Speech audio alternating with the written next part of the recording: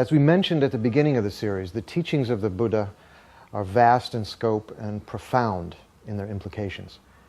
Among the most profound are his teachings on Tantra, also called Vajrayana, based on a foundation of loving kindness, a correct view of reality, and total renunciation. You're tired of life as you've known it, and you're courageously determined to be free of samsara for the sake of all beings. If that's the case, then the practice of Tantra is for you. Under the guidance of qualified masters, students learn methods such as visualization, deity yoga meditation, and mantra recitation that help transform diluted energy into wisdom, so we can see the totality of who and what we really are.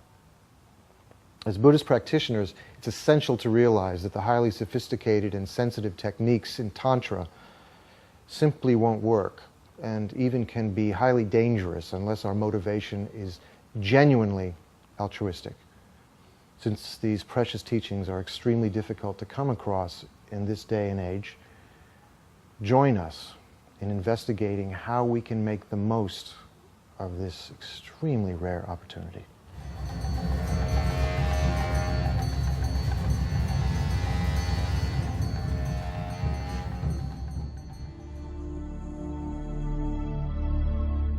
In this presentation, you're going to hear about the Buddha's most esoteric teachings, those of Tantra. You've also heard that an altruistic motivation is especially important in the case of these teachings. In fact, it's very much like in the fairy tales you may have heard as a child. You know, it's only the most pure-hearted hero who's actually able to free the princess and save the day. And in the same way, it's only the most sincere, altruistic-minded practitioner who is able to succeed in the practice of Tantra.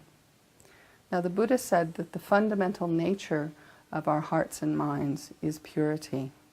We simply have to discover that purity through the veils of our ignorance.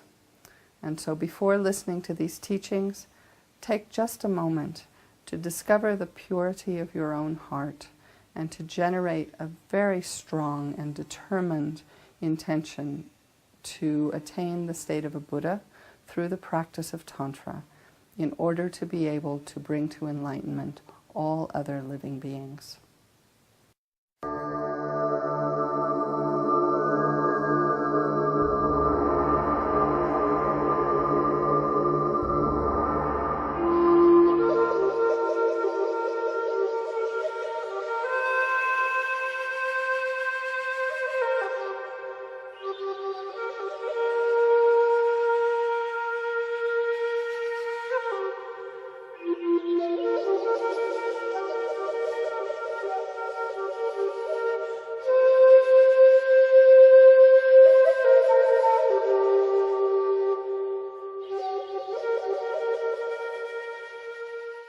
We can correct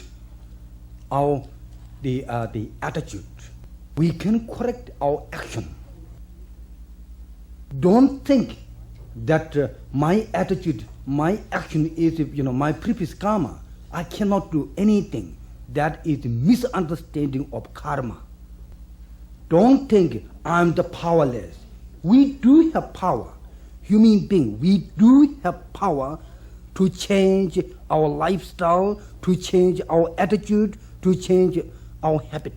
That capacity you call maybe Buddha potentiality or God potentiality or whatever you call. That's why Buddhism is simple. And it is universal teaching. It is understandable any religions or non-religious people. That is the beauty of human being has a powerful instrument. Any kind of things we can trick, any energy we can trick, we can transform it something else. That's why Tibetan Buddhism has much method how to transform attachment into the path to liberation, how to desire transform it, path to liberation. We do have much emphasis, method. The Buddhist point of view, there is no human problem which is cannot solved by human being. and that personally to understand and to encourage that the entire my problem, I can deal with my problem, I can solve my problem. That attitude is, I think, very essential for the growth of oneself. I truly believe that all of us, even though we are not good meditators, we are not maybe good spiritual, but all of us, if we have, some understanding and we have encouragement oneself, we can solve the problem. Most time, we lack of, understanding of our own capacity. We put ourselves down. That's why Tibetan Buddhism, sometimes you see Buddha with you. You see yourself as Buddha. I'm sure all of you heard that kind of thing.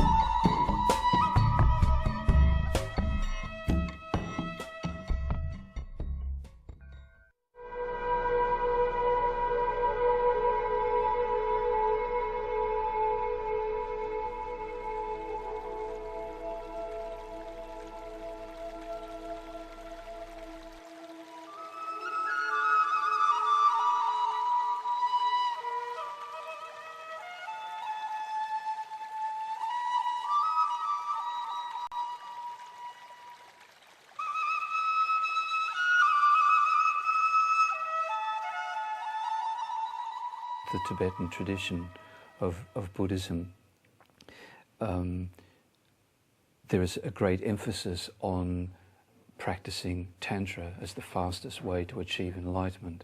Not just to get enlightened quickly, but the reason that the Buddha taught Tantra was originally taught to bodhisattvas, great bodhisattvas who had unbearable compassion for the suffering of sentient beings, and because of that found it unbearable that it takes 3 countless great eons to achieve enlightenment. And while one is becoming a Buddha, sentient beings are suffering all that time. So because of that, the Buddha taught the fast way to achieve enlightenment, the tantric way. So it's meant for bodhisattvas, those beings who have unbearable compassion. So all of Tibetan Buddhism is influenced by the tantric view, and from a tantric point of view, the teacher, the qualified teacher, is the very embodiment of the triple gem of the Buddha, Dharma and Sangha. So it's kind of appropriate to think about this subject in the sense of meeting with a qualified teacher and generating the right relationship to that teacher is a very crucial part of the path to liberation and enlightenment.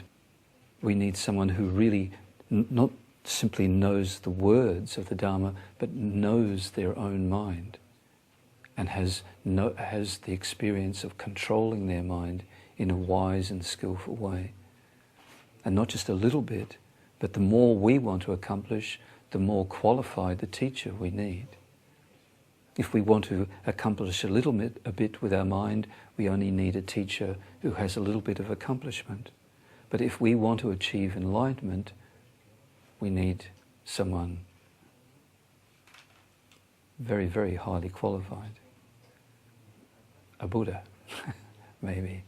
For someone who is teaching the path to enlightenment through Tantra, then there is a whole set of other qualities that the Guru needs. So in deciding to follow a particular teacher, we should take time to check the qualities of the teacher, try to see if they have these qualities. A real guru is something like an iceberg. An iceberg, only 1/10 of the ice of an iceberg appears above the water. 9/10 is below the water. So a guru is like that. When we see great beings, we can see many qualities. Even at our level, we can see qualities. What we should try to understand is that that's just a little hint of the actual qualities of a truly realized being.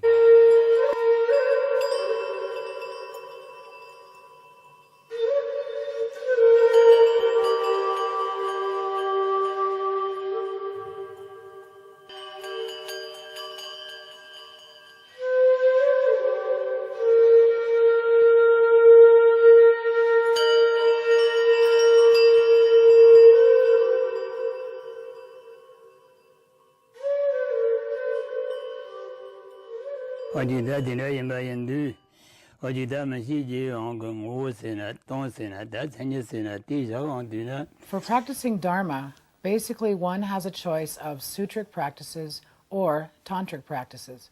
Within the sutric practices, there is the Lam Rim, presented traditionally within the three scopes. It addresses individuals of the small scope, the middle scope, and those of the great scope. Another way to summarize the three scopes of the Lam Rim is to present the three principal aspects of the path. One of our prayers says, "May I be able to generate renunciation, bodhicitta, and correct view, and may I be able to complete the 2 stages of Tantra." So you see straight away in the first line we have mention of the 3 principal aspects of the path. Then in the second line there is reference to tantric practices. When we talk about sutric practices, or the sutric vehicle, we call that also the causal vehicle. When we are talking about the tantric practices, we can refer to them as the resultant vehicle. The reason why we call the sutric vehicle the causal one is because what we are stressing is the causes that will bring about the ultimate result. And here, when we talk about causes, we are talking about engaging into the practices of the 6 perfections. So things such as generosity and ethics, and enthusiastic effort and concentration and wisdom and patience. So in the 6 of them, they actually include method and wisdom, which are the causes that will bring about the result that we are seeking. Now, in Tantra, we are stressing different things, and this is why the name resultant vehicle is used. It is called the resultant vehicle because the way we practice is in a way that is stressing the result. Straight from the beginning, we are looking at the resultant state of enlightenment, and we set that as being our ultimate goal. What we do through practices of Veda Yoga is we try to imitate, we try to visualize, we try to imagine that we have already reached that state and we are practicing. In a sense, we are rehearsing the activities that we would be doing if we were already enlightened. We have 4 different classes of Tantra. We have action, performance, yoga, and highest yoga Tantra. At each one of those classes of Tantra, when they are presented more or less in 4 different chapters. The first chapter would be the chapter of empowerment. The second one would be of the vows and commitments that are assumed. The third one is the path that is meditated upon. And the last one would be the presentation of the result that is attained. So we start first with the empowerment, which is the step that opens up the door for the tantric path. In the same way that you enter the house through the door, you enter the tantric path through going through the process of ceremony. And what the ceremony does for you, it authorizes you to be able to listen, to reflect, and to meditate on the various tantric teachings. It's important to make the distinction of different ways of attending a ceremony of empowerment. There will be some people who will be coming and receiving it merely as a blessing, but there are others who will take it as a proper empowerment. Now, what makes the difference? What do we mean by making the distinction between these two? If you think that you are not capable of keeping all the vows and commitments that will follow by taking the empowerment, if you feel that you are not ready to meditate on this path, if you feel that you are not ready to visualize yourself as the deity, then it's best not to take this empowerment. You will still be present at the time of ceremony and receive the whole thing as a blessing. On the other hand, if you decide that you are ready to take these vows and commitments and you are ready to engage in those practices, then you actually request and you will receive the empowerment, and then of course you have the obligation of keeping up with the vows and commitments and of course your daily practices. So for action and performance tantra, First of all, the first levels of vows that are assumed by those who are lay people are vows of individual liberation, and these are in the form of the vows of refuge. So these include abandoning the 10 non-virtuous actions. Then on top of that, the vows which are assumed are bodhisattva vows. In the case of action and performance tantra, we are not receiving tantric vows. In the case of yoga and highest yoga tantra, on top of refuge and on top of bodhisattva vows, we also assume the tantric vows. Together with the tantric vows, we assume the commitment of engaging in 6-session guru yoga. Now, as the name indicates, there are 6 sessions of that. It's a practice that is repeated 6 times during the day, every day. If one is practicing lower tantras, one would have to engage in 2 distinct stages, which are called yoga with signs and yoga without signs. Within the frame of the practices with signs, what we are doing is we are generating ourselves as the deity, visualizing the deity with all its aspects. Then at the next phase, when we are practicing yoga without signs, we are meditating on the emptiness of all these appearances. What happens with the highest yoga tantra is that we are engaging in practices of generation stage and practices of completion stage. Again, there are 2 distinct phases, more or less similar practices, but they are given different names. At the stage of generation, again, we are visualizing ourselves as the deity, but at the stage of completion, we are focusing on practices that will be bringing about the purification of the channels, the winds, and the drops. The reason why we do that is because we want to render the 3 things serviceable. We want to bring about a certain degree of purification and flexibility with the winds and the drops that move within our channels. And the reason for that is that in that way we can actually bring about a general purification of all other aspects of our body, not only improving the health, but also getting closer to this model of perfect existence of the Buddha that we have as a goal. So what we are trying to do in the practice of completion stage is to purify the channels and the winds that flow through them. If we can render those things serviceable, then what we will do is actually, ideally, purify the winds that move through the channels. And if you can change the movement of the winds, that means that you can also change the type of mind that is riding those winds. This is what we are referring to when we use the term completion. We are referring to complete purification and complete serviceability of the winds and the channels.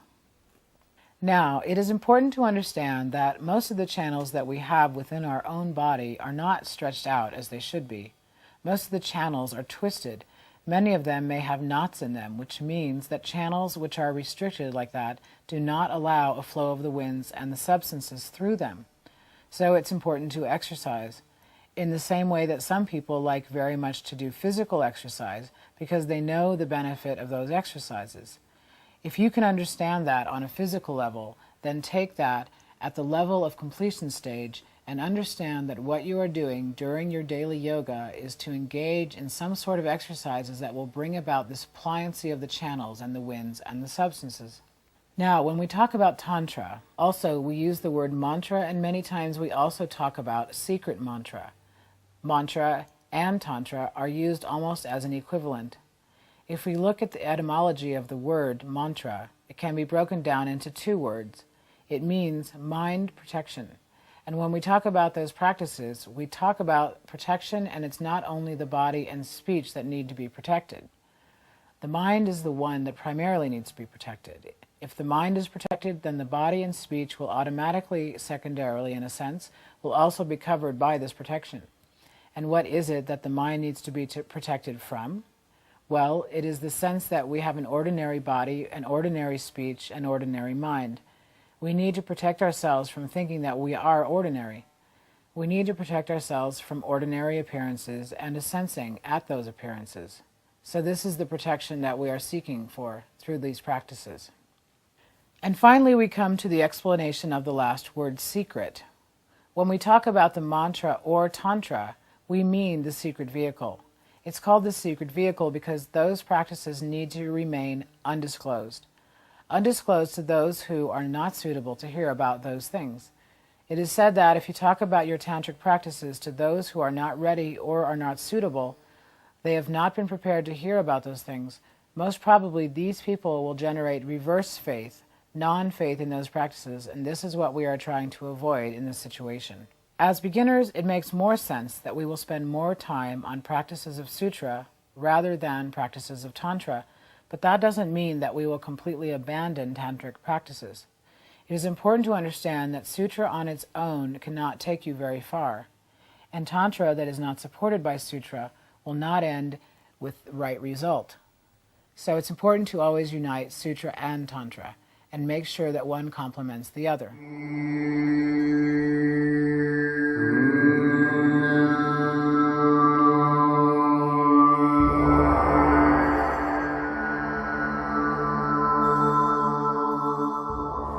Tantra is often presented as something that's afterwards. It's something that's more advanced. In other words, first we study the sutra path, what the Tibetans would call the lam rim, the graded stages of the path, and develop certain basic fundamentals, such as what Lama Tsongkhapa called the three principal aspects of the path: the renunciation, the wish and the determination to break free from suffering and limitation, and then the view of emptiness, understanding the true nature of reality, and bodhicitta, developing the warm heart, the dedicated heart, striving for enlightenment to benefit others.